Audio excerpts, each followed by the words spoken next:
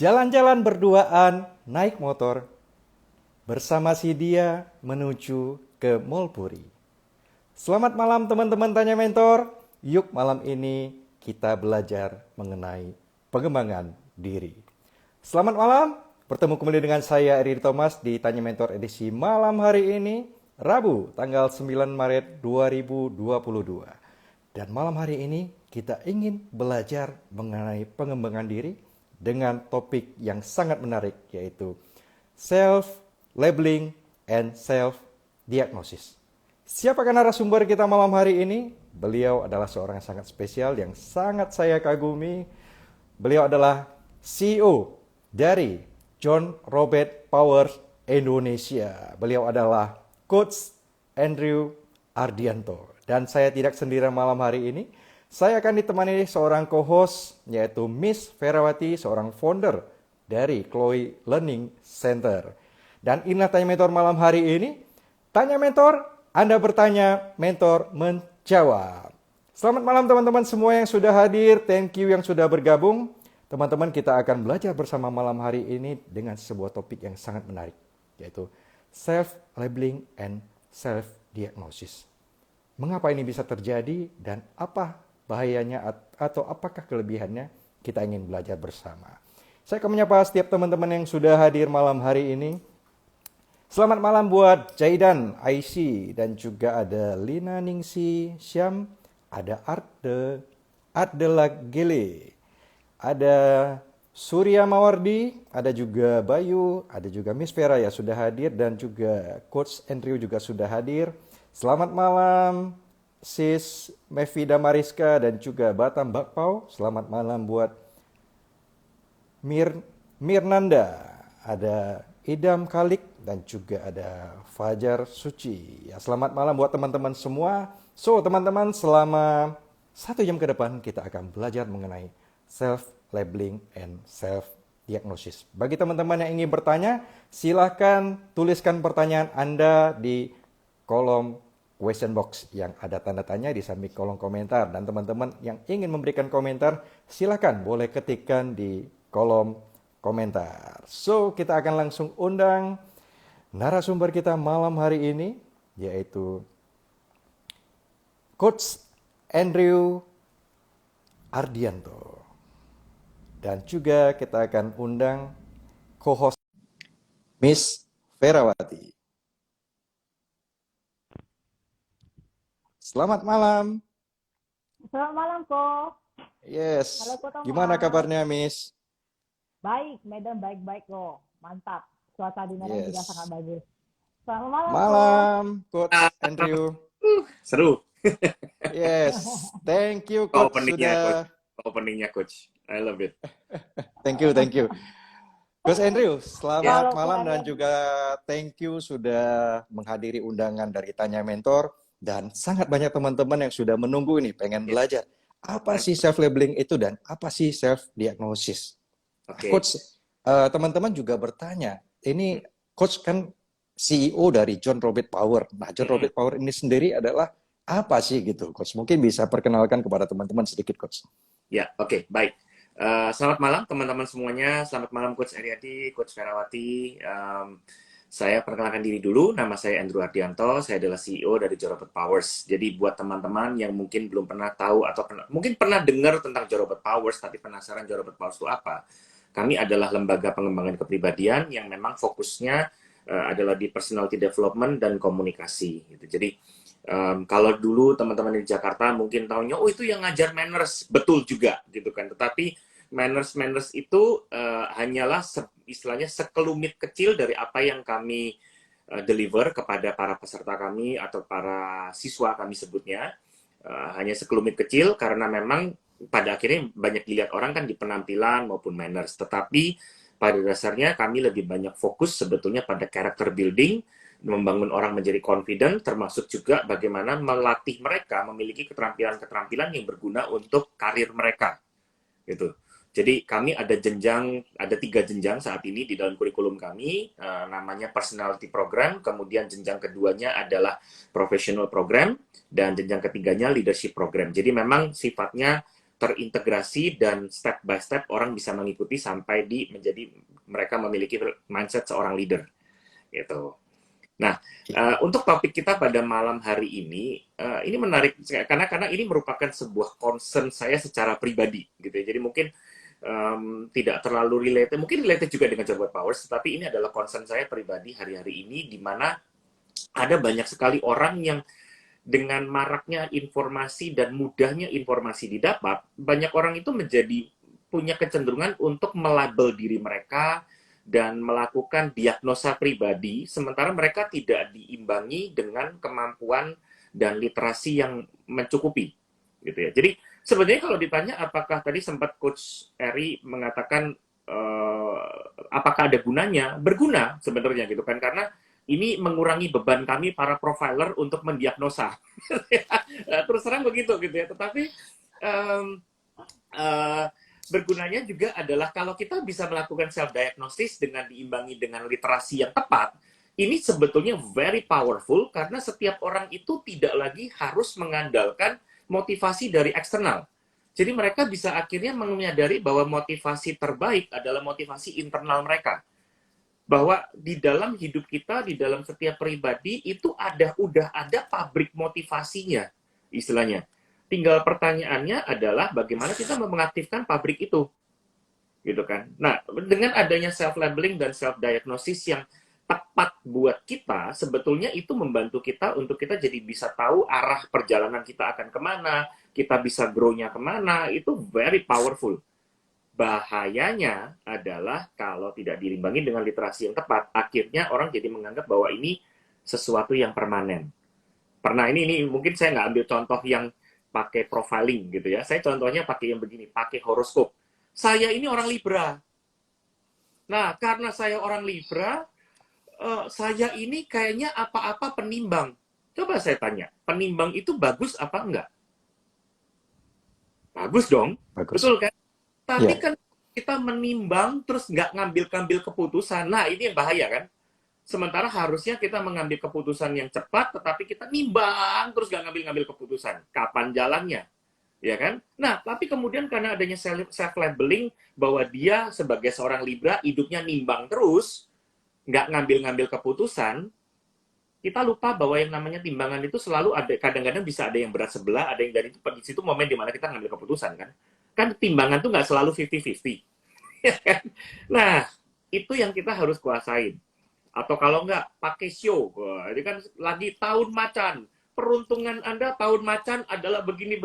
Agis gitu di label. Wah, karena saya ini show-nya dianggap show yang kurang hoki di tahun macan, akhirnya saya menganggap bahwa apapun yang saya alami di dalam kejadian selama tahun 2022 ini, kita akan relate, saya nggak hoki nih. Nah, akhirnya jadi self-labeling tuh. Nah, itu bahayanya tuh di situ, Coach. Gitu. Yes. Kalau boleh ditanya nih, Ya. ini seru banget ya. Kalau bisa boleh ditanya, biasanya nih yang buat kita jadi punya self labeling itu, apakah adakah figur-figur otoritas tertentu atau kepercayaan misalnya, kayak ada istilah seperti tadi kan sio-sio misalnya gitu kan, horoskop nih, apakah ada apa ya, kayak figur otoritas yang membuat kita oh iya ya, saya anaknya begini nih, saya orangnya begini nih gitu. Yes. Nah, itu menarik karena memang betul kata Coach Farah bahwa memang pasti ada figur-figur yang mempengaruhi figur-figur otoritas. Tetapi gini, makanya kenapa tadi saya tekankan tentang pentingnya kita mengembangkan literasi kita, sehingga begini, kita itu punya figur otoritas itu sebetulnya punya banyak sekali kalau kita mau. Ya kan? Ada IG, kenapa disebut Tanya Mentor? Karena kan ini IG yang kemudian menjadi sebuah wadah di mana ada banyak sekali orang-orang yang bisa disebut sebagai either coach atau mentor di dunia ini yang bisa di-approach dan bisa dipelajari cara berpikirnya. Jadi harusnya begini, seiring dengan bertambah dewasanya kita tuh harusnya mendapatkan pembelajaran dari semakin banyak orang, sehingga figur-figur otoritas tadi itu nggak hidup mati cuman itu aja gitu loh. Nggak salah sih, kita setuju dengan apa yang dikatakan orang tua. Oh, kamu kurang, kayak saya ini contohnya. Orang tua saya mengatakan, kamu kurang cocok untuk berada di dunia finance, karena memang kamu tidak suka hitung-hitungan. Salah nggak? Enggak. Gitu loh. Tapi kan saya tidak boleh melabel diri saya sebagai orang yang nggak bisa ngitung.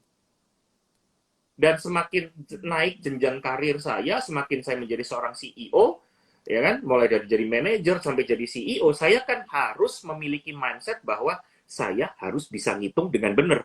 Bayangkan seorang CEO nggak bisa ngitung, mateng.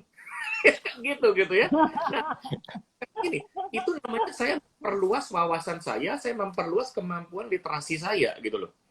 Gitu. Jadi kalau kita dari kecil misalnya dibina ada sebuah adat istiadat ya kayak tadi gitu kan masalah show, nggak salah dengan show itu gitu kan. Tapi seiring bertambahnya usia kita harusnya menyadari, oke, karena saya adalah seorang Libra, saya adalah seorang penimbang, harusnya apa yang saya harus lakukan supaya saya nggak jadi pelin-pelan. Nah kan mestinya begitu tuh, gitu kan. Menimbang itu boleh, bagus banget, gitu kan. Jadi Hanya kalau reframe menimbang ya. ambil keputusan nggak sehat kan, betul Coach Vera ya. Jadi akhirnya jadi lebih di reframing, justru karena saya Libra, justru karena saya adalah seorang penimbang, bagaimana sih saya bisa mengambil sisi positif dari sifat saya ini untuk diterapkan dalam kehidupan saya sehari-hari, kira-kira seperti itu ya, Coach? Exactly. Betul. Gitu kan. Nah, jadi sama kayak begini juga. Nah, sekarang saya ambil dari yang contohnya profiling. Ya, yang sekarang lagi marak tuh kan profiling 16 kepribadian ya, 16 personalities. Karena saya orangnya pakai kombinasi 4 hurufnya, bang, saya orangnya begini. Saya nggak cocok jadi marketing. Saya orangnya NJF gitu ya. Ya, saya orangnya introvert, misalnya gitu kan. Saya orangnya introvert, saya nggak cocok jadi marketing. Loh, apa hubungannya pekerjaan marketing dengan orang introvert? Iya kan? Karena gini, harusnya mindset yang kita tanamkan di dalam hidup kita adalah karena saya adalah orang introvert, saya tahu pada waktu saya menjadi seorang marketing, tantangan-tantangan yang harus saya hadapi adalah ini. Sehingga kalau saya mau jadi marketing yang bagus, saya melihat tantangan itu dan saya mengatasi tantangan itu sebagai bagian dari breakthrough saya. Gitu kan? Jadi konteks kepribadiannya itu harus dilihat dari perspektif yang berbeda, bukan sesuatu yang bersifat permanen, karena nggak ada kepribadian yang permanen kan. Ya, kita kalau kepribadian yang permanen, kita dari dulu bakal ngomongnya AAUU mulu gitu kan, gugu gaga gitu. Itu kepribadian permanen. Dan kalau di usia kita masih bicaranya seperti itu, berarti ada yang salah tuh. Tapi menarik ya, Coach. Berarti seorang introvert pun, bahkan seorang introvert bisa di sales ya, Coach ya? Yes. Karena banyak teman-teman saya yang merasa kayak, aku nggak bisa ngomong seperti kamu, Vera. Kayak nyaman aja, lancar aja. So, I'm not good in sales, kayak gitu. Tapi menurut saya selama kamu punya mulut dan bisa ngomong, you can do sales in everywhere. Exactly. Ini tadi saya baru tadi siang saya ngajar presentasi nih, Coach. Saya baru tadi siang ngajar presentasi. Saya cuma bilang begini, pernah lihat orang sok tahu? Ya. Kan orang sok tahu itu ngomong dengan PD-nya, walaupun dia sendiri nggak tahu apa yang dia omongin. Pede loh. Nah, tapi kita yang mungkin bahkan justru lebih punya pengetahuan, malah bilang, saya nggak pede loh saya ngomong. Lah, kalah sama orang sok tahu. Setuju. Yang salah bukan pada kita punya, karena kadang-kadang gini, kenapa saya grogi? Ya, kenapa saya kalau public speaking itu sering grogi, sering susah bicara? Karena mungkin saya tidak mengerti bahan. Nah, itu orang sok tahu malah lebih nggak tahu bahan. Nah, tapi mereka bisa pede tuh. Berarti problem adalah di sininya kan? Di mindset Jadi, ya, Coach ya? betul, di mindsetnya. Makanya kenapa harus kita lihat kepribadian itu dari sudut pandang yang semestinya gitu kan, bahwa kepribadian tidak pernah berlaku secara permanen, dan nasib kita juga tidak pernah permanen dalam hidup kita, gitu loh. Sometimes kita hanya sekedar melihat dan merelate gitu ya, mengasosiasikan kejadian-kejadian tertentu dalam hidup kita. Wah, ini kayaknya gue lagi apes. Kayaknya minggu ini, my day is a bad hair day. Do we have to do that? Wah, ini saya bangun salah posisi, leher saya nggak enak. Kayaknya hari ini bakal jadi hari jelek. Percaya deh, harinya pasti jelek sepanjang hari. Kenapa? Karena di sini ada problem dulu. Karena di awal itu udah mindsetnya seperti itu ya, Betul. Loh, kalau saya gitu kan, leher saya, orang Jawa bilang tengeng gitu ya, leher saya tengeng. Saya simply akan mengatakan, ya kenapa kok leher saya tengeng? Saya salah tidur. Nggak ada urusannya dengan hari saya bakal buruk atau enggak gitu kan. Sesimpel itu. Wah, menarik ini. dapat pertanyaan nih dari Public Ya, Speaking ya. Corner. Ya, Wow. oke. Teman-teman yang ingin bertanya, silakan di question box. Nanti mungkin kita ada sesi khusus di Q&A, teman-teman. Nanti saya akan bacakan pertanyaan daripada teman-teman semua. Wah, ini sangat menarik banget, Coach Andrew dan juga Miss Vera. Nah, Coach, related dengan apa yang diceritakan tadi, Coach. Mm-mm. Ini biasanya kan umumnya orang itu kita menerima labeling dari orang lain, entah ke orang tua kita, teman kita, atau orang sekantor kita, bos kita misalnya. Itu saja bisa membuat kita itu menjadi memiliki mindset yang kurang baik atau kurang tepat, sehingga ya seperti yang terjadi tadi, misalnya Anda ini tidak pintar berbicara, kita mempercayai bahwa ya kita ini nggak bisa berbicara, kita Yes. ini hanya bisa ya menulis atau membaca gitu ya, tidak bisa menyampaikan dengan benar. Nah, kenapa bisa terjadi bahwa diri kita sendiri melabel diri kita gitu, Coach? Nah, jadi begini, saya selalu punya prinsip bahwa nobody will get you down unless you let them. Nggak ada orang yang bisa menjatuhkan kita kecuali kita membiarkan mereka menjatuhkan kita. Saya belajar begini, kalau ada orang yang memberikan saya sebuah inputan yang kesannya nggak enak gitu ya, kayak tadi kata Coach Eri gitu ya, di label kayak begini, kamu tuh orangnya nggak bisa begini. Apa yang saya lakukan biasanya adalah, nggak apa-apa, saya terima dulu, saya coba introspeksi, saya saring, oke, saya coba analisa dulu, dia bilangnya saya nggak bisa begini, kenapa? Gitu kan? Lalu saya lihat, oke, kalau udah kayak begitu, kita harus, ini mindset saya tanamkan dalam hidup kita, bahwa ini tidak permanen. Ini tidak permanen, ini bisa berubah.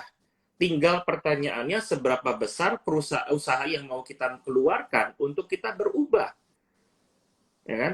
Bukan sekali dua kali kita melihat transformasi kehidupan orang yang begitu drastis. Yang tadinya orang begini jadi sukses banget gitu ya.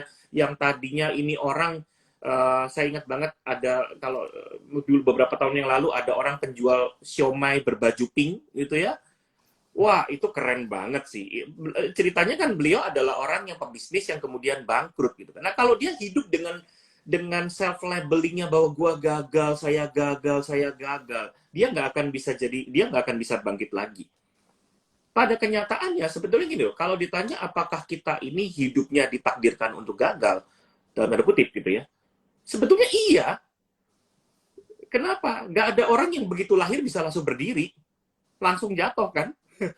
Belajar berdiri, nggak langsung berdiri, jatuh. Tapi kan nggak ada satupun bayi yang kemudian begitu udah jatuh, lalu mengatakan pada dirinya, mikir, antar juga jatuh lagi, ngapain berdiri lagi. Kan? Kita ditakdirkan untuk gagal.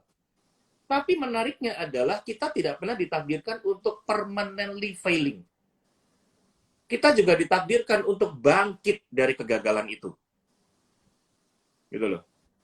Makanya kalau suka film di sini ya, buat teman-teman yang juga lagi nonton gitu ya, yang suka nonton movie, saya selalu suka dengan sebuah kalimat di Batman punya Batman Trilogy, ini kan lagi rame The Batman gitu ya, tapi saya ambil referensinya dari yang Nolan's Batman gitu kan. Ada sebuah kalimat, why do we fall? So that we can learn to pick ourselves up again. Kenapa kita jatuh? Supaya kita bisa belajar bagaimana cara kita bangun. So, kalau kita menghadapi kegagalan, jangan kemudian dilabel, oh karena CEO saya kurang beruntung, oh karena saya memang tipe karakternya adalah bla bla bla bla. Jangan, gitu loh.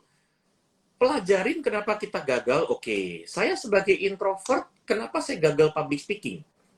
Karena mungkin saya tidak terlalu biasa melatih memformulasi kata-kata saya. Yuk, ayo dibangun dong, latih skillnya. Formulasi kata-kata is a skill. Gitu loh. Gitu ya, jadi gitu sih mungkin. Kata kuncinya adalah tidak mungkin gagal permanen ya, gitu ya. Betul.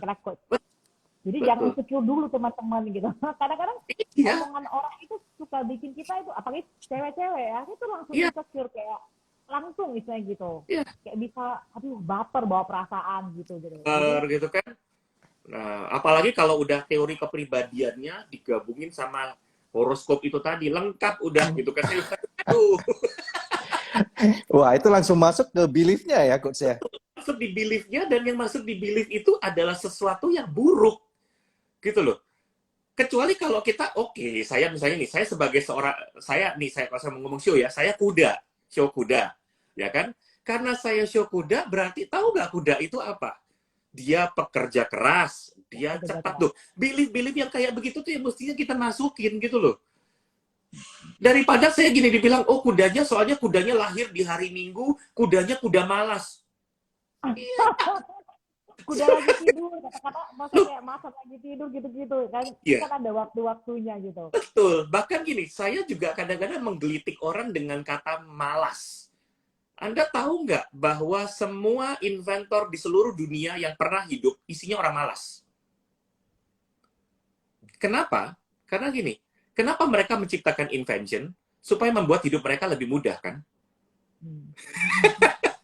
Mereka nggak mau ribet gitu kan. Bayangin kalau kita sampai sekarang kalau nggak ada Thomas Alva Edison gitu ya, kita sampai sekarang mungkin mau pakai Petromax gitu kan. Loh, Ya. dia menciptakan lampu ya karena dia males. Jadi gimana kalau udah terlanjur nih Cire, kita kayak udah masuk ke beli sistem kita Sistem kayak ya. iya how gitu. Gimana Oke, cara kita? Oke, aku mau berubah nih, but I don't know oke, how to start. Please, coach. oke.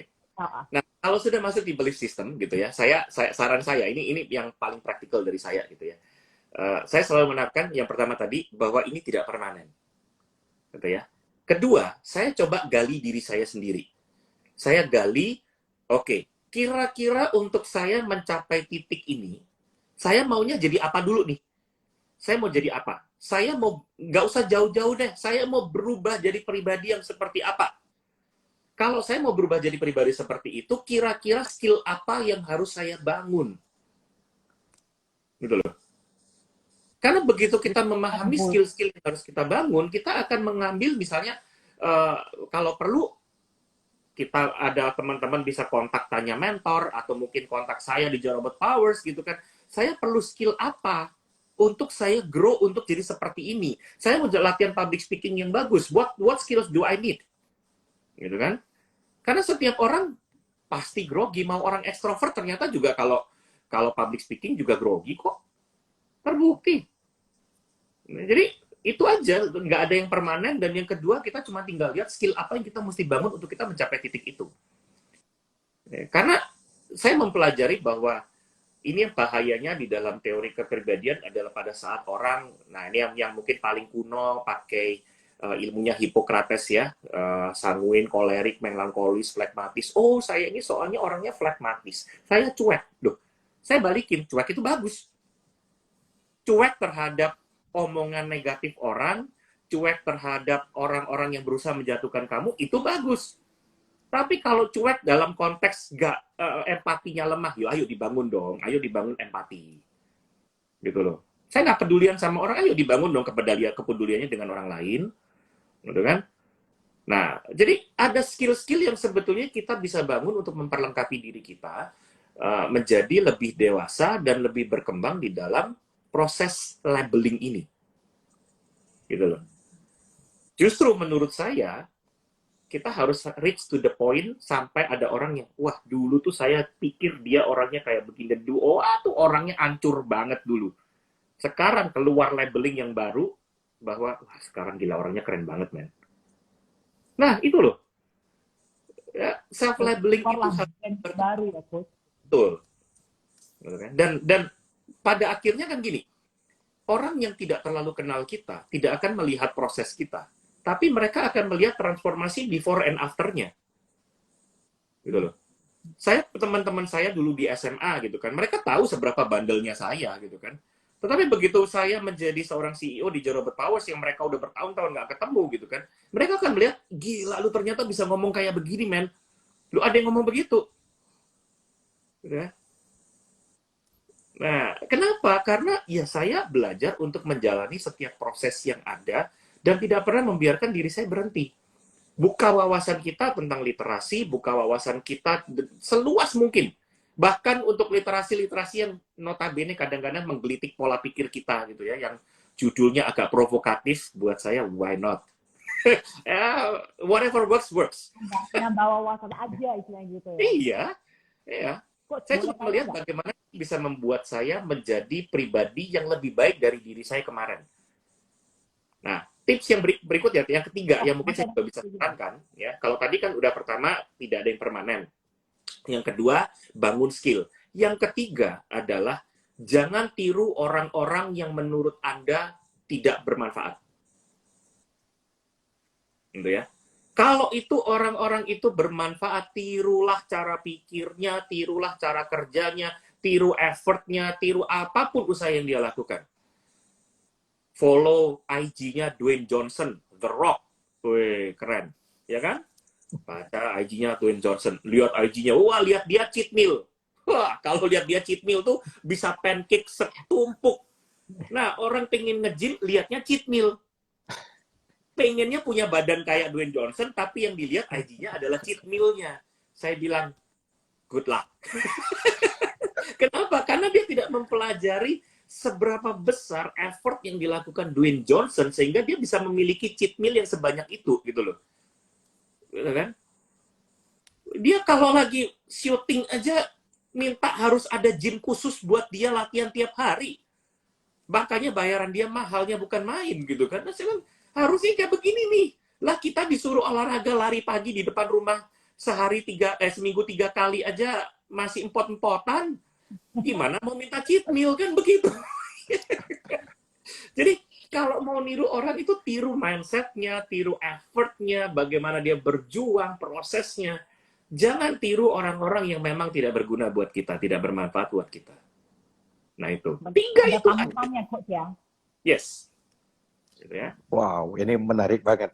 Jadi makanya sering orang, ya banyak terjadi seperti ini memang coach. Orang ingin hasil seperti itu, tapi nggak melihat effort si orang tersebut, namun melihat apa yang enaknya saja di orang tersebut gitu. Yang diikuti Mobil adalah gitu kan. Wah, saya pingin punya mobil Lamborghini. Lihat dulu. Dia bangun duitnya gimana caranya, dia bangun cash flow dia, financial planningnya dia. Terus harus mikir juga punya Lamborghini, berarti dia siap bayar pajaknya Lamborghini loh. Iya.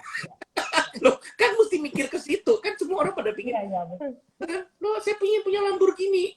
Saya enggak, saya bilang saya pribadi enggak pengen bayar pajaknya mahal. Itu aja sih. Nah, coach, ini Ya. menarik coach. Pertanyaannya adalah gini coach. Bagaimana kita bisa mengetahui kita ini sedang melabeli diri kita sendiri dengan sebuah label yang nggak baik, atau kita sudah melabel diri kita dengan sesuatu yang negatif, yang tidak membangun kita, coach? Ya. Kuncinya sebetulnya adalah begini. Ayo kita lihat, mungkin beberapa waktu ke belakang aja. Nggak usah banyak-banyak, nggak usah sampai setahun, nggak usah sampai 2 tahun. 6 bulan ke belakang. Gitu kan? Dengan label yang kita tempelkan pada diri kita sendiri, kita berkembang nggak? Bagaimana label yang kita tempelkan kepada diri kita sendiri itu berdampak pada kita, bikin kita tambah anjlok, atau kita tambah naik. Sesimpel itu. Kalau label yang kita tempelkan kepada diri kita sendiri, misalnya gini, saya melabel diri saya bukan seorang motivator, saya melabel diri saya sebagai seorang edukator. Kenapa? Saya nggak suka memotivasi orang. Saya suka ngomongnya apa adanya sama orang, mau orang kesel sama saya, gitu ya, walaupun karena saya mungkin terlalu jujur sama mereka. Tapi kenapa? Because I educate, gitu loh. Nah, saya melihat ke belakang, label saya sebagai seorang edukator itu bermanfaat gak buat saya? Apakah itu sudah bikin saya grow, ataukah itu membuat saya justru malah tambah nggak disukain orang? Nah, kalau saya semakin tidak disukain orang, semakin dampaknya kepada lingkungan di sekitar saya itu semakin ngeselin gitu ya, saya coba introspeksi, apa sih yang harusnya saya perbaikin dari situ? Nah, itu harusnya begitu tuh. Ya. Berarti ada yang salah, again gitu ya, self-labeling dan self-diagnosis ini bagus. Tapi kalau kita tidak diimbangi dengan pemahaman literasi, kita juga belajar mengevaluasi diri sendiri secara konstan, ini bahaya sekali. Gitu loh. Ya. Bahkan saya pun melabel diri saya sebagai seorang edukator hari ini dan melabel diri saya sebagai seorang edukator 3 tahun yang lalu, saya udah mengalami banyak perubahan. Kenapa? Karena 3 tips yang tadi saya berikan itu, salah satunya adalah saya belajar, saya secara kontinu, saya terus belajar, saya melihat orang-orang hebat di sekitar saya belajar dari mereka. Itu. Saya bukan, nih contoh lagi nih, saya bukan orang kolerik, coach.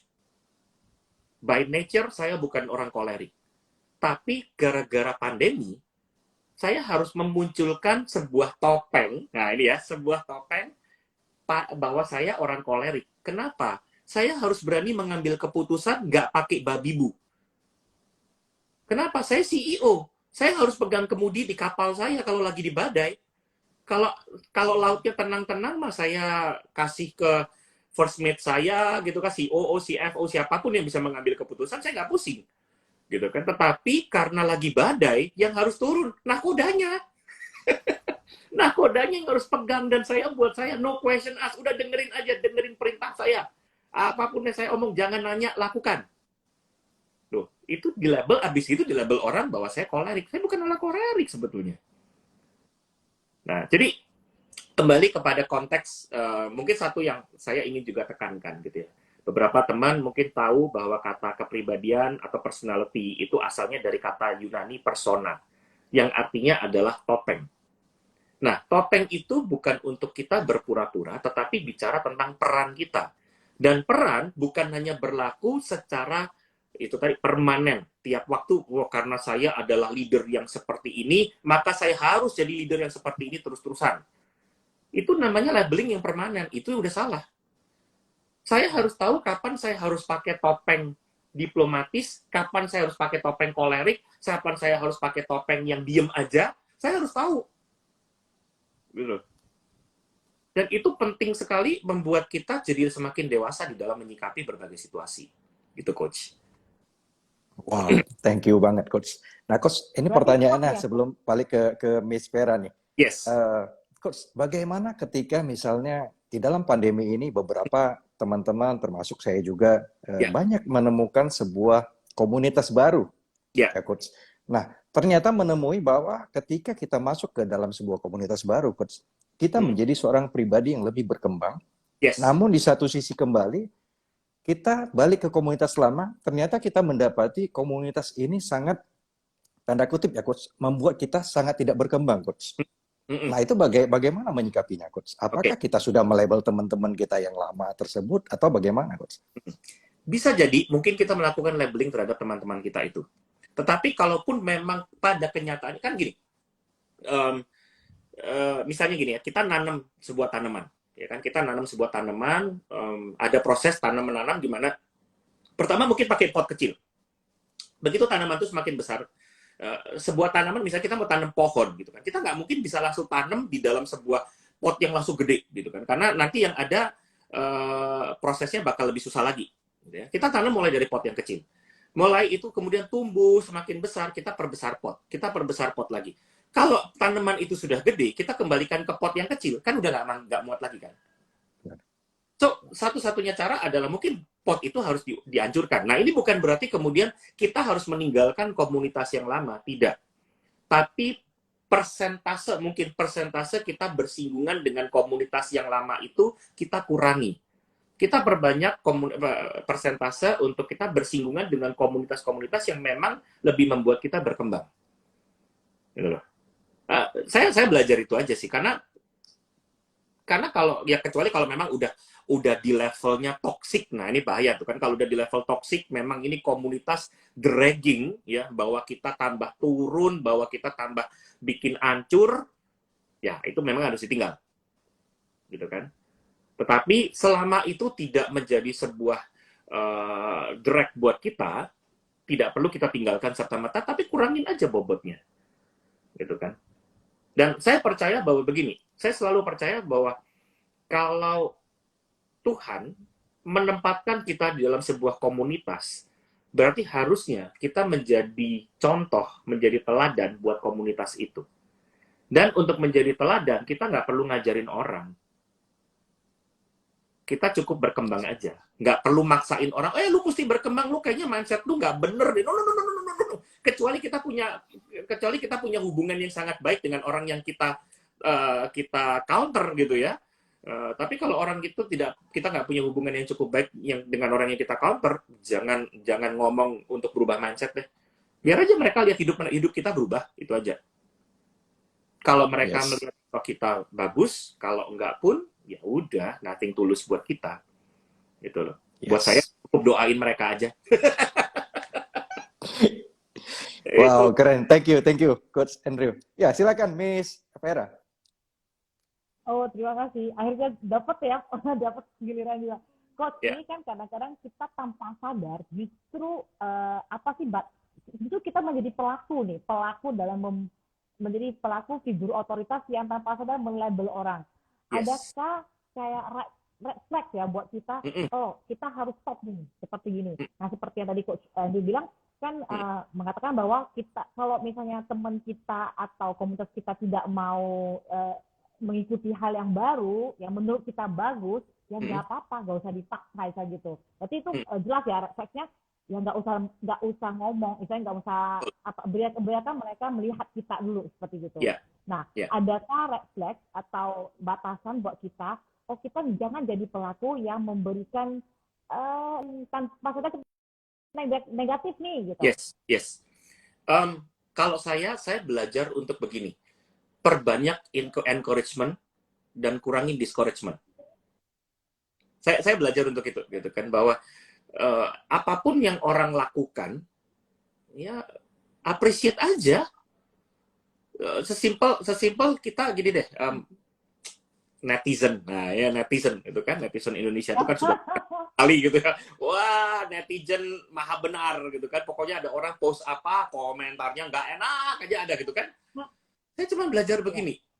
Daripada kita komentar negatif, daripada kita komentar ngiri gitu istilahnya ya, ada orang tunjukin foto dia lagi naik first class kemana gitu kan, pakai naik pesawat first class kemana gitu kan. Ya, kok.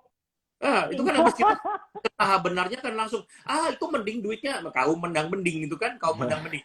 Saya bilang, why don't you just be happy if they're happy? As simple as that, gitu kan. Ini saya juga terapkan, saya sebagai figur otoritas, misalnya salah satu, saya terapkan kepada anak-anak saya, gitu ya. Anak-anak saya, ini baru aja kira-kira 1 jam yang lalu. 1 jam yang lalu.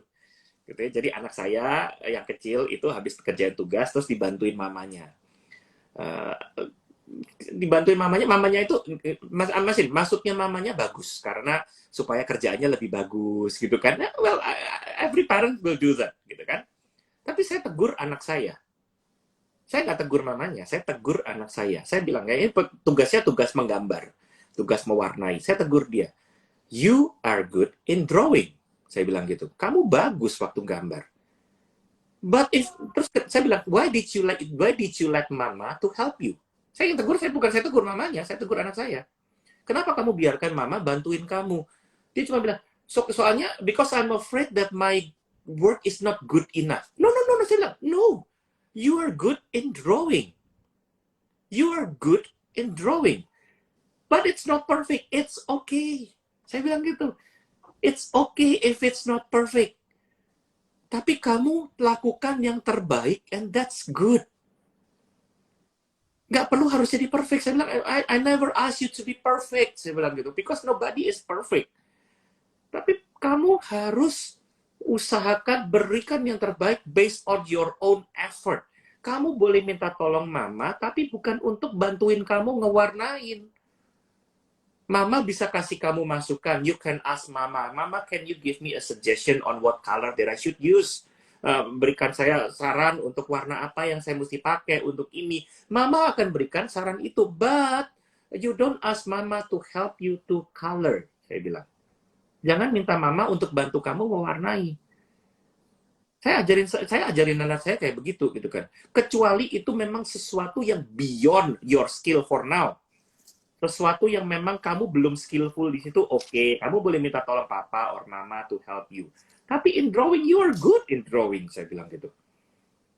Nah itu, jadi saya belajar untuk rather than discourage, saya belajar untuk encourage orang. Membiasakan diri encourage, karena gini, sebagai figur otoritas, apapun yang kita katakan itu powerful kepada orang yang kita pimpin. Siapapun itu. So, never let ourselves, jangan biarkan diri kita menjadi orang yang justru menjegal growth-nya orang. Ya. Karena tinggal masalah orang tuh mau belajar apa enggak. Ya, kalau dulu kan ada Einstein yang bilang, bodoh sekali kalau mengatakan bahwa mengajarkan ikan untuk manjat pohon, itu kan bodoh gitu ya. Ya saya bilang Ya iya, kalau udah tahu ikan ya jangan disuruh manjat pohon gitu kan. Tetapi kan kita bicara bukan ikan di sini, kita bicara manusia yang notabene sebetulnya multi talent.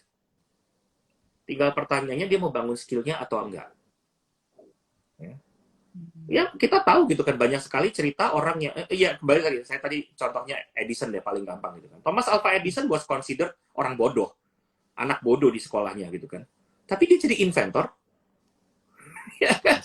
Loh, everybody is actually good at something gitu kan. Dan saya temukan bahwa something-nya itu tuh luas sekali. Gak cuma satu dua hal. Kita itu multi talent. Makanya kenapa jangan discourage orang, jangan, wah gambar lu pasti nggak sukses. Lu jadi pemain musik, nggak, percuma jadi pemain musik. Saya bilang, gini. Jadi pemain musik akan percuma kalau kamu nggak pernah latihan. Ya kan? Tapi kalau kamu mau jadi pemain musik, gini, anak saya, misalnya nih ya, contoh nih ya, ada anak, bapak, ibu, teman-teman yang lagi nonton ini, mau jadi pemusik. Jangan tanggung-tanggung, saya akan tunjukin videonya David Foster kalau anak saya mau jadi pemusik. Nih, kalau kamu mau jadi pemusik, kamu lihat mappingnya, lihat apa yang dia lakukan, bagaimana dia belajar. Atau kalau nggak, tahu Sung Ha Jung, ya, si gitaris Korea itu yang dia latihan dari kecil umur 6 tahun atau berapa gitu kan. Saya tunjukin, nih, kalau kamu mau main musik, itu kayak begini. Kamu tahu dia belajarnya berapa jam sehari? 8 jam, 6 sampai 8 jam. Mau nggak kamu kayak begitu? Hah? 6 sampai 8 jam? Iya loh, dari umur 6 tahun loh. Dari umur 6 tahun dia lakukan itu. Kamu mau nggak lakukan itu? Kamu berani nggak lakukan itu? Waduh, nggak mau. Ya udah, kalau gitu jangan mimpi jadi pemusik yang sukses. Ya, itu aja gitu loh. Ya, kalau kita nggak mau put the effort, ya jangan berharap untuk kita jadi sukses. Kan sesimpel itu. Gitu, Coach Fer. Jadi, ini menarik banget. Coach, kalau misalnya kita udah terlanjur jadi kita udah sadar banget nih kita adalah korban, tanda kutip ya gitu kan. Yeah. Kepada siapa atau pihak bagaimana kita boleh minta tolong sih untuk ini berubah itu. Aku tahu aku harus berubah gitu kan. But how? Siapa sih yang bisa kita tuju gitu kira-kira? Ya, kalau saya coba tanya mentor. Iya dong, sesimpel itu, tanya mentor atau tanya JRP aja gitu kan. Kami bisa bantu mereka gitu loh. Ya sesimpel itu. Ada banyak orang di luar sana yang bisa membantu. Saya yakin sekali ada banyak orang di luar sana yang ini menariknya. Pada saat kita sudah membangun sebuah vibe tertentu dalam hidup kita, ya, kita akan entah kenapa digiring oleh Tuhan bertemu dengan orang-orang yang satu vibe dengan kita, gitu loh. Ini saya jumpain banget sih. Semenjak saya memberanikan diri untuk breakthrough cara berpikir saya, itu kira-kira mungkin 10-15 tahun yang lalu, saya breakthrough cara punya berpikir saya, gitu ya. Saya dipertemukan dipertemukan oleh Tuhan dengan orang-orang yang bukannya malah menjatuhkan saya, tapi justru malah bikin saya, nantangin saya untuk grow lebih banyak. Gitu loh. Jadi saya selalu percaya dengan tuntunan yang di atas, bahwa tuntunan yang di atas itu akan membawa kita untuk semakin grow. Karena yang di atas, Tuhan nggak kepingin kita hidup begitu-begitu aja, gitu loh. Ya. Tuhan mau kita itu, Tuhan akan terima kita apa adanya. Ini prinsip yang selalu saya pegang juga ya. Tuhan akan terima saya apa adanya. Tapi Tuhan nggak mau saya jadi apa adanya terus-terusan. Karena life goes on. Umur Dan saya biasanya ada pepatah mengatakan bahwa same flocks of birds will go together, will fly together ya. Yes, burung dengan bulu yang sama akan berkumpul bersama. Ya. Itu prinsip banget. Dan hari-hari ini, apalagi selama pandemi ini, saya tambah dipertemukan dengan orang-orang yang luar biasa. Saya gabung di komunitas ini, komunitas itu. Ini orang-orang hebat semua. Saya bilang, gila. So, pada saat kita mendesain future kita menjadi orang hebat, kita akan diketemukan dengan orang-orang hebat. Yes, Bu amin. Kita punya pertanyaan dari penonton ya. Iya, silakan. Iya, nggak terasa sebenarnya saya masih memiliki beberapa pertanyaan nih. Tapi memang seru banget ini ngobrol dengan Coach Andrew. di apa nih diprotes sama penonton. Kenapa Iya, ini pertanyaannya karena nggak keluar nih? kita juga mesti berikan kesempatan untuk penonton nih. Namun saya pikir ini merupakan sebuah indikator juga nih, Coach Andrew. Mungkin suatu hari Tanya Mentor boleh undang kembali deh Coach Andrew-nya. Yes. Ini banyak banget teman-teman dari tadi interaksinya juga pertanyaannya nih Coach. Iya, semoga berkenan suatu hari kita undang kembali. Saya mau. Thank you Coach. Oke Coach, saya pikir kita masuk ke Q&A teman-teman saja ya Coach. Ya. Oke, saya akan bacakan pertanyaan dari ini ada Mas Surya, Public Speaking Corner. Apakah self-labeling sama dengan keegoisan dalam diri, Coach? Oke. Self-labeling bisa sama, bisa tidak. Gitu ya. Karena gini, kalau kita lihat, kayak tadi saya bilang, bahwa self-labeling itu bagus kalau kita tahu bagaimana memanfaatkannya. Yaitu bahwa karena saya tahu saya orangnya seperti ini, saya melihat kemana saya harus grow. Skill apa yang saya harus bangun. Dan ini tidak pernah permanen. Nah itu ya, orang-orang seperti apa yang saya harusnya banyak bertanya kepada mereka. Nah itu berarti kan itu nggak egois. Tapi pada saat self-labeling itu ini kita gunakan untuk mendefense, melakukan pembelaan diri dalam hidup. Loh, saya memang orangnya Libra, saya ini memang orang Libra, saya ini memang penimbang. Nah, itu egois.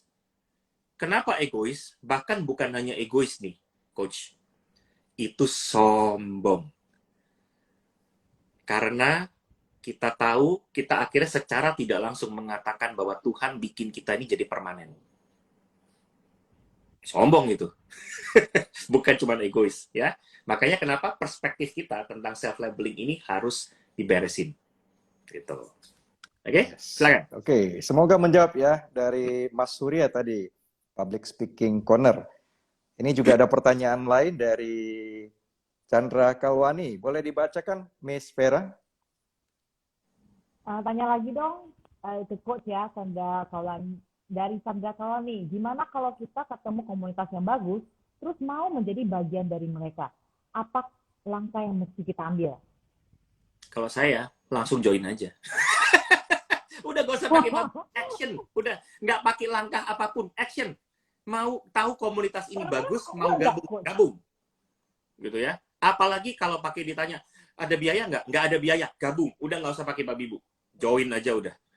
Gitu kan? Kenapa? Karena gini, kalau kita udah tahu bahwa komunitas itu bagus, berarti kita tahu bahwa komunitas ini bisa bikin mindset saya lebih berkembang. So, why not? Gitu. Oke? Sesimpel itu. Just do it. Gak usah mikir yang lain-lain. Nggak usah mikir apa-apa. Nih kalau misalnya pakai biaya ya, komunitas ini soalnya butuh biaya. Oke. So, tanya aja biayanya berapa, dan kita mulai nabung. Kalau kita benar-benar serius untuk kita mau join komunitas itu, maka kita akan mengusahakan dana untuk kita join komunitas itu. Itu. Oke. Kita masih punya pertanyaan lagi? Iya, masih ada nih, Coach. Nah. Ini ada dari Mas Surya lagi nih, Public Speaking Corner. Pak, apakah orang yang sudah hobi untuk melakukan passionnya bisa dikatakan dengan self-labeling? Yes, itu ada benarnya ya. Jadi orang yang sudah hobi dengan melakukan passionnya, itu sudah melakukan self-labeling. Contoh nih saya, nggak usah jauh-jauh deh. Passion saya adalah di human development. Ya, it's my hobby. I like to deal with people. Makanya kenapa tadi waktu Coach Eri mengatakan nanti akan udah, saya bilang ayo, gitu kan? Why? Because I like to share a lot of things with others. Itu saya. Gitu kan, itu self-labeling. Tetapi kan begini, kita mesti lihat kembali konteks dari awal bahwa self-labeling ini, apakah self-labeling ini berguna buat kita atau tidak, gitu loh. Nah, ngomong-ngomong tentang passion, agak izinkan saya untuk sedikit melenceng dikit gitu ya dari pembicaraan, out of topic dikit. Hari-hari ini kan ada orang yang sering mengatakan, udahlah kerjakan sesuatu sesuai dengan passionmu. Buat saya, why don't we just learn untuk work for your passion rather than work according to your passion. Ya, kenapa? Ya, work for your passion. Bekerjalah supaya kita bisa memenuhi passion kita. Bukan bekerja bekerja sesuai dengan passion semata-mata. Karena bekerja sesuai dengan passion, nanti ujung-ujungnya passion itu agak disalah mengertikan tentang ujung-ujungnya malah lebih ke konteks industri kreatif. Yang disebut passion hari-hari ini tuh nanti ujung-ujungnya buka bikin fotografi. Nggak salah lo jadi fotografer gitu kan. Tapi kalau semua orang jadi fotografer, siapa yang mau difoto? Passionnya, loh, saya punya passion fotografi misalnya gitu kan. Ya kenapa nggak bekerja sampai pada titik income di mana kita bisa menikmati passion kita itu. Kan passion tuh nggak harus dijadikan bisnis. Ya kan?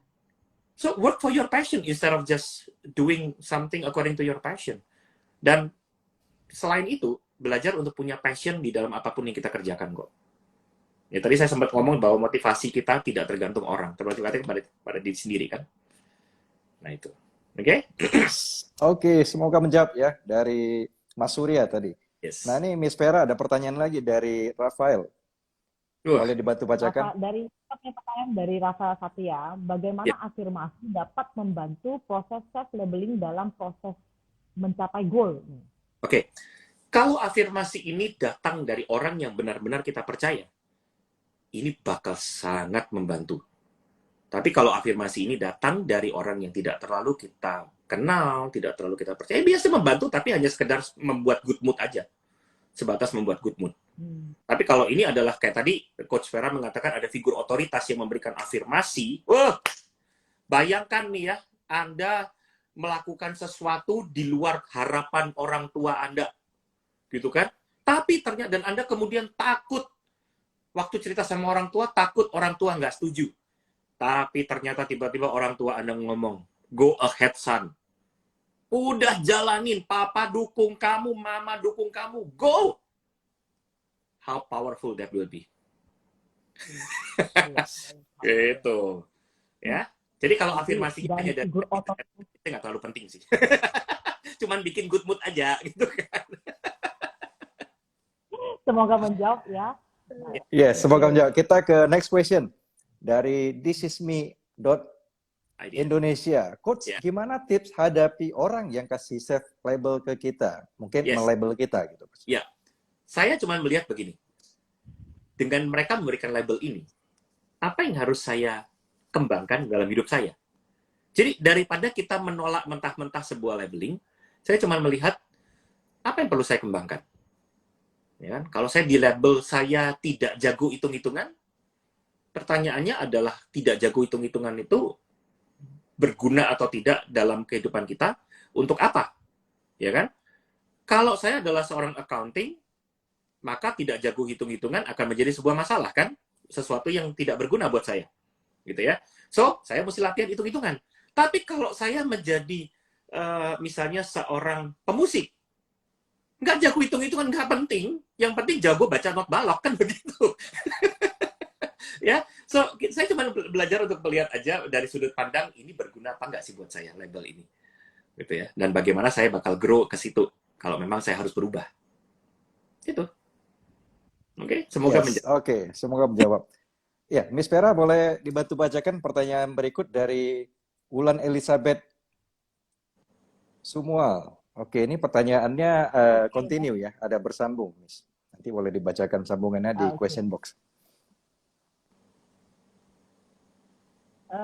Bagaimana membangun bakat seorang anak yang sudah mulai terlihat, tetapi karena trauma dan label dari orang-orang mungkin akhirnya membuat stagnan dan membuat dirinya tidak mau melakukannya lagi. Oke. Jadi ada trauma nih, kok. Ya. Berarti kan begini. Ada yang harus kita bangun secara belief-nya mereka terhadap kita sebagai orang tua. Gitu ya. Karena gini, saya selalu percaya pada prinsip bahwa harusnya parents adalah suara yang paling kenceng bunyinya kepada anak-anak. Ya. Jadi whatever the world say, selama parents bicara itu, anak akan lebih percaya pada parents. Harusnya seperti itu. Saya ingat banget ada sebuah kejadian Miss Korea, kalau nggak salah Miss Korea 2017 atau berapa gitu ya. Saya lupa. Jadi pada waktu itu dia jadi Miss Korea, mewakili Korea, dan dilabel oleh netizen bahwa dia tidak skinny enough. Dia nggak cocok jadi Miss Korea. Waktu saya dengerin testimoninya dia cuma bilang begini, aku udah sampai pada poin aku hampir bunuh diri. Dia bilang gitu. Karena kalimat-kalimat negatif dari netizen di Korea, dan mereka ternyata kejam juga sih kalau mereka nyolotin orang, gitu ya. Tapi dia bilang yang bikin the one that makes me go on itu adalah karena orang tuaku mensupport aku secara penuh. Nah itu. So, Bu Wulan, saran saya adalah give full support mengenai bakat itu, gitu ya. Kalau ada label yang negatif, ini cara kita mereverse-nya, gitu ya. Ini saya baru belajar juga, gitu ya. Saya belajar dari salah seorang mentor saya juga, salah satu orang yang saya hormati sebagai salah seorang mentor saya. Coba belajar pada saat ada orang melabel kita secara negatif. Kita ngomong gini, bagus, bagus itu, gitu ya. Itu saya pegang banget tuh, bagus itu, lo kok bagus, bagus, sehingga kita bisa lihat di mana kita harus grow, ya. Jadi bukan untuk membuat dia jatuh, tapi untuk membuat dia, no, ini kamu dinilai orang seperti ini nih. Tapi kamu ingin jadi apa? Dan kan dengan kamu dinilai seperti ini, kamu harus membuktikan bahwa kamu bisa membangun sampai di titik ini dong. Apa yang harus kamu bangun? So, itu bagus itu. Yang batu itu apa ya? Loncatan ya, Yes. seperti gitu. Jadi jangan jadikan sebuah labeling buruk menjadi membuat kita jadi kesandung, tapi jadikan itu buat batu loncatan. Ya. Nah, itu sih. Oke, semoga menjawab Ibu Wulan. Ya, semoga menjawab nih, Bu Wulan. Wah, ini nggak terasa waktu kita sudah tinggal sekitar 2-3 menit lagi nih, Coach. Namun masih banyak pertanyaan. Iya, teman-teman, karena keterbatasan waktu, mungkin ini adalah last question. Jadi bagi teman-teman yang belum pertanyaan terbaca, mungkin boleh inbox ke Coach Andrew, nanti dibantu jawab oleh Coach Andrew. Dan teman-teman, ya, teman-teman silahkan follow Instagramnya Coach Andrew di @Andrew_Ardianto, atau juga teman-teman bisa follow di @JRP Indonesia. Yes. Jadi teman-teman bisa nanti belajar dan menyimak semua yang mengenai JRP, better langsung tanya di IG-nya JRP gitu kan, supaya nanti bisa di follow up oleh tim yang bersangkutan gitu. Yes, oke. Nah, kita ke pertanyaan terakhir nih dari Chandra Kalwani. Oke, Coach, izin tanya, bagaimana memberi self labeling yang positif ke staff meskipun enggak, supaya termotivasi? Oke, cari aja satu poin yang what he or she is good at. Ya. Nah, ini pernah kejadian saya kira-kira 2 tahun lalu 2021. Ada seorang staf saya yang dengan sangat terpaksa saya harus keluarkan karena terjadi sebuah kejadian yang tidak menyenangkan, gitu ya. So, anaknya baik, kerjanya bagus, tapi karena kejadian ini, kalau saya tidak mengambil sebuah keputusan tegas, maka ini akan menjadi sebuah bad precedent terhadap staf-staf yang lain, gitu ya. So, terpaksa banget saya, sedih banget sih saya kehilangan banget gitu kan ini staf. Tapi saya cuma bilang begini, saya percaya bahwa kamu adalah orang yang lebih baik dari ini. Saya percaya bahwa ini bukan kamu. Ini hanya sebuah kejadian yang tidak pernah menggambarkan kamu secara keseluruhan. Ya. So, saya tidak mau, sekalipun saat ini kamu mendapatkan sebuah konsekuensi di mana saya harus let you go, ya. Tapi ambil ini sebagai sebuah pembelajaran bahwa ini bukan kamu. Ini bukan kamu. Ini kamu yang lagi dalam situasi nggak bagus. Dan itu tidak bisa digeneralisasikan sebagai seorang individu. Saya bilang gitu. The real you is better than this. Itu. Dan anak ini resign, dia resign baik-baik, dan kemudian setelah resign beberapa hari kemudian dia mengirimkan saya WA secara pribadi. Dia bilang, Pak, thank you ya, karena satu yang saya ingin bersyukur sama Bapak, berterima kasih sama Bapak karena Bapak percaya bahwa saya masih bisa jadi pribadi yang lebih baik. Of course, saya bilang, saya di dunia self development, saya di dunia personality development. I always believe that everyone can be better. Tinggal pertanyaannya mereka mau berkembang atau tidak. Itu aja sih. Oke? Okay? Yes, semoga menjawab nih. Yes. Wow, seru banget tentunya. Wow, thank you banget Coach dan juga Miss Vera dan teman-teman semua. Coach, ini melihat dari apa yang Coach sharingkan malam hari ini tentunya sangat seru banget, Coach. Saya membayangkan bahwa ketika misalnya saya atau juga teman-teman kalau belajar nih di John Robert Powers Indonesia nih, Coach. Ya. Ini tentunya sangat menarik, Coach. Hmm. Boleh di-sharingkan, Coach, ada kelas yang bagaimana sih yang bisa saya dan juga teman-teman jika ingin belajar mengembangkan diri untuk menjadi pribadi yang lebih baik, lebih produktif, dan lebih maksimal. Itu bagaimana, Coach, untuk bisa ikut? Ya, jadi kelas utama kami adalah yang bersifat kursus ya, Coach ya. Jadi bersifat khusus, kayak tadi saya bilang ada yang personality level, kemudian professional level, dan leadership level. Itu jenjangnya, gitu ya. Jadi ibaratnya kayak basic, intermediate, advanced. Nah, ini akan membutuhkan waktu, memang pertemuannya seminggu 2 kali, kombinasi antara ada yang kelas online, ada yang kelas offline. Oke. Ini makan waktu untuk total dari personality sampai leadership, kalau ada yang mau ngambil sampai leadership, kurang lebih 7-8 bulan, dengan catatan nggak bolong-bolong. Gitu. Tapi kalau bolong-bolong ya bisa mungkin agak lebih lama, gitu kan. Tetapi ada juga alternatif yang lain apabila ada teman-teman di sini yang mau perusahaannya training dengan John Robert Powers, nah itu lebih custom. Gitu. Jadi lebih custom, biasanya 2-3 hari gitu ya untuk satu batch, sekitar per batchnya 15-20 orang. Itu satu hari, mau model online, mau model offline, mau hybrid pun juga bisa, gitu ya. Lalu ada juga yang private. Nah, ini biasanya buat teman-teman yang butuhnya agak urgent, saya akan ada ikut caleg, misalnya gitu ya. Ada teman-teman di sini mau ikut caleg, gitu kan. Kapan calegnya? Bulan depan. Oke, jangan ikut yang reguler, karena nggak keburu nanti. Ya kan? Ya ambil aja yang private program. Nanti teman-teman di tim kami bisa membantu untuk mengarahkan kira-kira programnya apa aja nih yang bisa diambil, nah gitu, sesuai dengan kebutuhan. Itu sih, Coach, pada dasarnya. Wow, seru banget nih, Coach. Jadi untuk teman-teman yang luar kota sebenarnya yang nggak bisa langsung onsite, apakah bisa melalui online ya? Ya, karena gini, Okay. kelas-kelas yang bersifat offline pun sebetulnya sifatnya opsional, gitu. Kalau mereka misalnya ada di kan kami ada di 3 kota ya, kami ada di Jakarta, kemudian Surabaya dan Bali ya, di Denpasar. Nah, teman-teman yang mungkin ada di sekitaran situ bisa langsung hadir kalau kelas offline, atau misalnya ada yang mau belain datang juga nggak apa-apa sih dari luar kota gitu kan, ya hitung-hitung liburan ke Jakarta ya boleh gitu. Oke, wow, ini seru banget. Jadi teman-teman, bagi Anda yang ingin belajar di John Robert Powers, silakan bisa DM ke Coach Andrew atau juga bisa bertanya di @JRP Indonesia. Jadi teman-teman bisa dapatkan informasi di sana. Jangan lupa di follow @Andrew_Ardianto dan juga @JRP Indonesia. Thank you banget, Coach, buat malam hari ini. Miss Vera, sebelum kita menutup, apakah ada sesuatu yang mau disampaikan kepada teman-teman semua?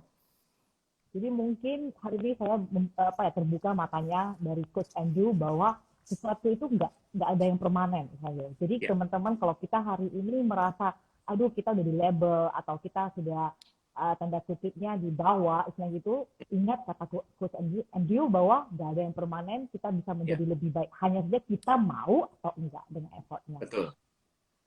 Itu aja. Thank you ya Coach Andrew, benar-benar mind-blowing banget hari ini sesinya. Yes, bener banget Miss Vera. Ini bahkan teman-teman dari tadi 40-an, 50-an orang masih terus stay sampai akhir. Ada Koraman, ada Bro Rian di sini, ada juga Sis Wulan, Ci Ida, ada Dewi, ada Lili. Wow, masih banyak sekali yang terus ikut dari awal sampai akhir ini. Benar-benar saya percaya bahwa sangat insightful banget malam hari ini buat teman-teman semua. Oke, Coach Andrew, sebagai sebuah closing statement dari Coach Andrew mengenai self-labeling and self-diagnosis. Oke. Teman-teman, saya ingin ingatkan kepada Anda semua bahwa self-labeling dan self-diagnosis itu bagus.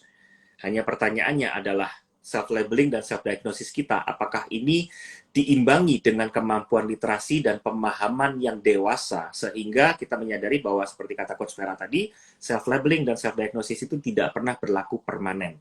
Tinggal pertanyaannya Anda mau bangun skill seperti apa, dan Anda harus bergaul dengan orang-orang yang membuat Anda grow dan mereka bermanfaat. Itu aja. Yes, thank you banget Coach. Thank you you banget Miss. So, teman-teman, insightful banget malam hari ini. Orang bijak berkata, keep no labels for yourself.